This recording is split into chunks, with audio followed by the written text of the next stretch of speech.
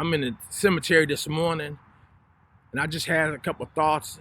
I remember what Dr. Miles Monroe said when he talked about potential, that everybody's been given potential, talents, and abilities and giftings. Yes, you've been given talents, gifts, and abilities. And he talked about that this was one of the richest places on this earth was a cemetery because there's a lot of dreams and potentials and gifts that went to the grave without you fully tapping those things. So I'm just here to remind you that this morning, that regardless of what's going on in your life, you have talents, gifts, and abilities that need to be tapped this year, this day, this month, this week. You have things within you to give out to somebody else. Two, when I think about the cemetery, I think about hurt.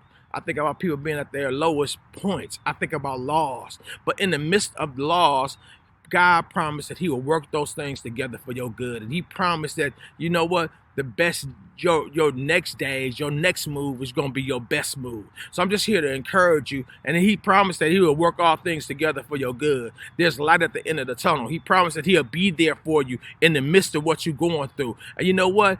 He said, yea, though we walk through the valleys of the shadows of death, he said, I won't fear no evil. David said it in Psalms 23. But you know what?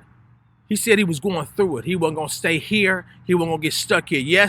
Yes, our loved ones may be here. They're shells. They're outer beings. But you know what?